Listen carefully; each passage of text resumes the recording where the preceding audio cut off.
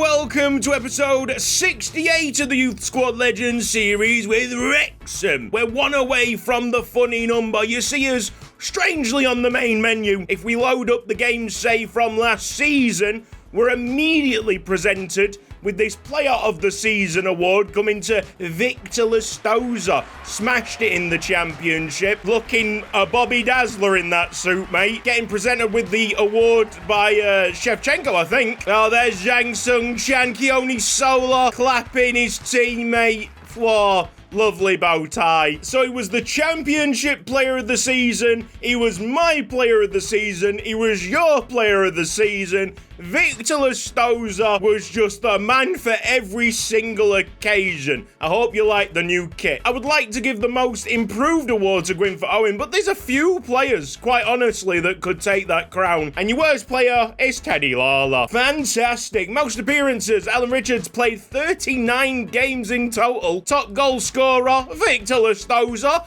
by a huge margin. Cesarini was second place. Dory fell off. Top assists, at least he got the most assists there. Benzemacher only 8 assists, 4 goals is a really poor return. Ioka 7 assists, Alan Richards 7 assists. Most clean sheets, Victor Lestoza, Alan Richards. But you see here, Gwynfor Owen really has made strides. His clean sheets stand at 15, even though he's only played 30 games. And now into the new season. We've had to promote Brett Keddle and Nick Scantlebury because they were both wanting to get out of the youth academy. That's about it so far. We've got outgoing players. Kieran Banford is going to be joining FC Lugano. And if we go to our left backs, Azelbek Smatov will be joining Royal Antwerp very soon. We've done all the pre-season fixes that you will expect and more on top. You know, traits have been fixed on the new regens that have just dropped. The global overall shift, new kits that you can see on screen, fixing boots up, goalkeeper gloves, weak foot, heights on players. We do the whole shebang. Here's Posh Cutsy to give us a tasty proposition at the start of this season. Hello there, Posh Cutsy here. How are you doing? We are now in the elite of the Premier League, sitting at the top table. Marvellous, spiffing, wonderful. So go forth and flex our financial might. I want you to treat yourself to any free agent you like. Okay, toodles! Any free agent I like, eh? Well, that is mighty. Let's go and start searching for free agents then. There's some absolute bangers in here. And with us being in the Premier League, the overall cap has finally been lifted. We can sign whoever we want. If we wanted this right back from the Comoros, I think, at 89 overall, we could go and sign him. But it's all about getting the right player at the right position. Yeah, this is where CM Tracker's going to help us out massively. There's some absolutely insane regens out there. I'm not going to lie, they would be quite save-breaking, but Alex Feeney at 6'4", this Irish striker, seems like an absolute stunner. What's his play styles like? Finesse shot bruiser, rapid press proven, acrobatic and aerial. A real force in the air. Sadly, he's only got 1 star weak foot, but it can be fixed. And that was done super quick. Alex Feeney wanted a club, and he goes and gets it. Now, if this doesn't strike fear into the hearts of Sorin Dari and Zviro van Dinteren, both underperformers last season, it must be said, then nothing will. So with that acquisition, our current budget stands at £74 million. Let's make it substantially more by selling off the now striker Gino Paston. Without much training, without much changes, his market value stands at £37 million.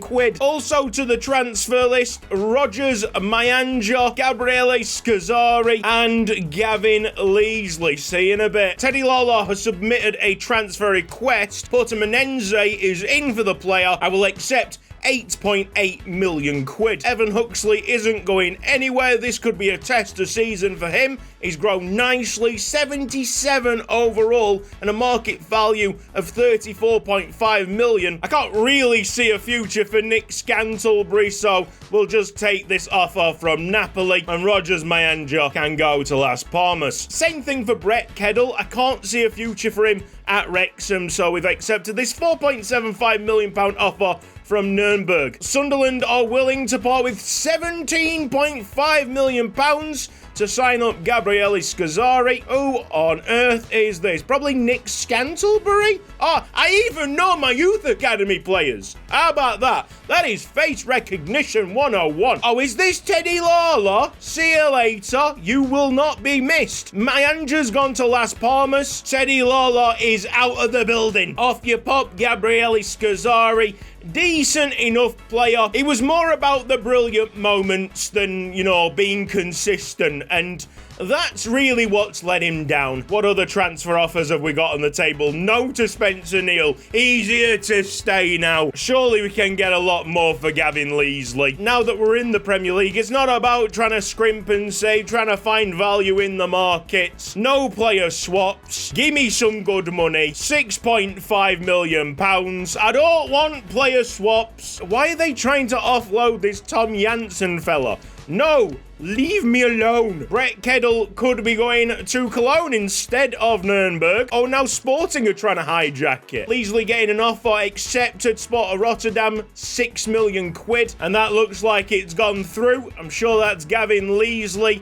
Confirmed. And also there's Brett Kedel. Sporting did hijack the move. Well done them. So these are the pre-season invites. Same difficulty, so you go with the highest potential prize money. Now the current budget stands at £119 million.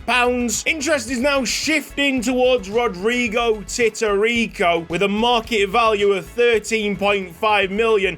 Decent enough forward. I want to make this a good deal. I think 14's the golden number. Handshakes. I'm happy to let him go at that sum. In other news, Darko Leskovar has been approached by AC Milan. I know that there's one particular viewer that always comments talking about his undying love for Darko Leskovar. Well, your boy is going places. So long, Rodrigo Titarico. The price was right with this one. A promising player with a bright future. Look forward to seeing what it holds later on down the line. Astonishingly, it's Monza with Titarico now up front as our first friendly game. How about that? A quick sim here, and we've lost 2-0. No Titarico on the scoreline, though. Looks like there's a lot of old players that will be making the move to a new club this summer. Troy Osman is an interesting one. Might be going to Anderlecht. Oh, yes, mate. Look at Wesley Purperhart. He's had a massive jump. The overall shift must have done him wonders. 92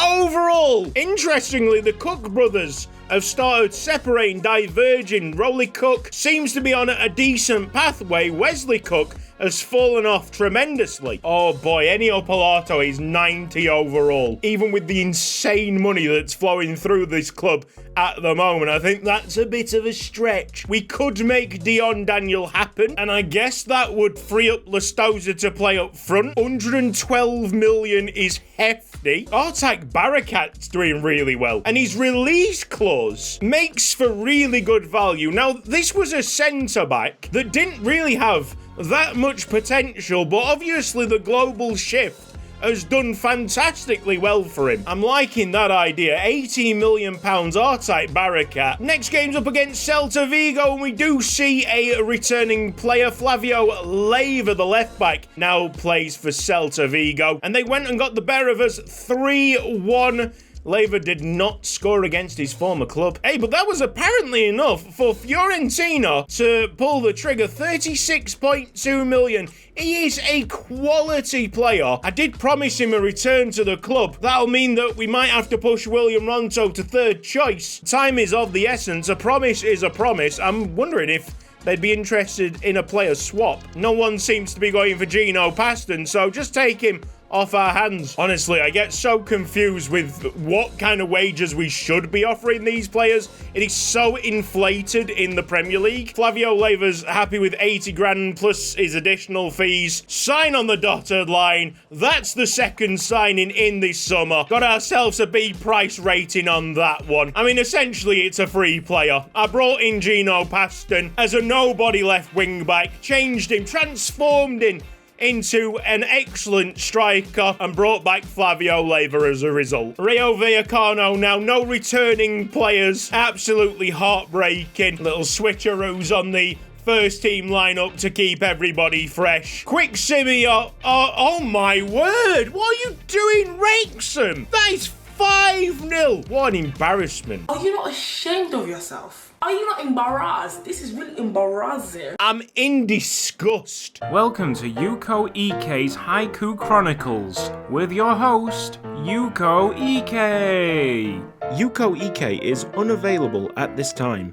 Please try later. Knives are already out on Flavio Leyva. Apparently he's failing to impress. Bro, he's had one game. Nice snazzy Premier League graphics. Rolly Cook has been approached by Arsenal. All right, after a disagreement on the wages first time around, let's get our Tyke Barakat wrapped up. At least they've been open to it now. 49 grand. I can meet those demands. I'm buzzing about this signing, buzzing about this return, because he was a top performer, and the save's just gone in the right way for him. An A price rating. Cheers, guys. Oh no, what happened to Nicky Millward Ridley? He's better than Shamrock Rovers, surely. Right, we've reached the first match day in the Premier League. It's quite easy to start it off. We're at home against Luton Town, both promoted from the Championship, which must mean that Fulham have stayed in the Championship once again, even though they were quite easily the best team for 2 seasons on the bounce. That is hard lines, and they've started really poorly in this season, so, you know, playing a bit of catch-up already. Currently, we don't have the budget to even pull off Dion Daniels, so we'll just dive into this first match. We're finally in the Premier League, guys. Here's Luton Town's probable lineup, not changed much since the Championship days. For some strange reasons, Spencer Neal and Firiapu are fuming with me, so they will go and start this opener to the season. We're keeping everybody on side. Welcome back, Con Hunter, fraud detective. It's Wrexham against Luton. Quah, fancy. And before we get too comfortable in here, I'd like to say that the shirt numbering is a little bit wonky at the moment. I don't know how to change the Premier League number colours just yet, but I'm sure Sparring DK will have the answer. 20 minutes gone and it's very tight so far, a midfield battle. Neither team want to give the others an inch. Brilliant interception there by Socko. You can sense that both teams are desperate for the best possible start to their seasons. Here's Canales. Long-range shot put over the bar. Someone needs to go and make a mistake. It's half-time. It's 0-0. The one positive that we can take from this very dull encounter is that Bence Maka looks like the most likely player to score for us. A complete frontline change with 15 minutes to go. Bernard Feeney, Van Dinteren and Tamberg on. Sola also gets some game time. Chase it back. That's well played, Danny Bins. He's smashing it so far. He had a really slow start to life in the Championship, and he doesn't want that same predicament in the league above. Oh, well done, Con Hunter. Back to the keeper. Canales. Get back on side. Feeney. Yes, hit that. Oh, deflection. We've won the game with a minute to spare. And it's the new signing, Feeney, who I think has stolen Van Dinteren's number off him. That's cheeky. Limbai. Nice clean sheet there, Tanner. Well done, guys. That was basically the final kick of the game. The 93 minutes are up. A 1-0 scoreline. Once again, just scraping by, winning games on the single goal. It's fine by me if it works. I'm going to accept this transfer offer coming in from Leon for Peter Kalua. Good centre-back. Reminds me of a younger Danny Bins. I'd rather have our Tyke Barakat in the side. I've gone and put Alex Brutus and William Ronto on the loan list, but they're only getting transfer offers right now. Don't want to be having an inflated squad by the end of the transfer window. Benfica and Valencia are now in for Peter Kalua. There we go. Ibor knows the deal. A loan in for William Ronto. And straight afterwards, a loan offer for Alex Brutus. Oh my word, Brighton 5 stars. They've got Benjamin Šeško up front in a pressing system. This could be very spicy, especially with the team that we have to play at this moment in time. I don't know what's happened in the summer. There must be mad allegations against Jang Sung Chan. It's Brighton against Wrexham. This is the true Premier League test, and the first real indication of where we're going to finish this season. I'm going to say it's going to be around 12th place. Mate, they've got Arda Güler playing for them as well. I didn't even clock that. Brighton have turned into a right old force, haven't they? Barakat, yes! Slide tackle, play style plus back in action, baby. There's no doubting that my guys can play, but there is a bit of a sense that we are fighting against a tide. The one real significant difference that you can definitely feel is the difference in reaction times between the players. Great character, half-time, 0-0. Little shout-out to Keone Solos producing some of his finest work. I think we need to use the money that we've got, the money that we've acquired, for even more firepower up top. Corner kick. Oh, Solar, you man-mountain. There'll be a handful of changes to be made by Wrexham shortly. We've got to get the ball out of play and somehow take the ball from Brighton.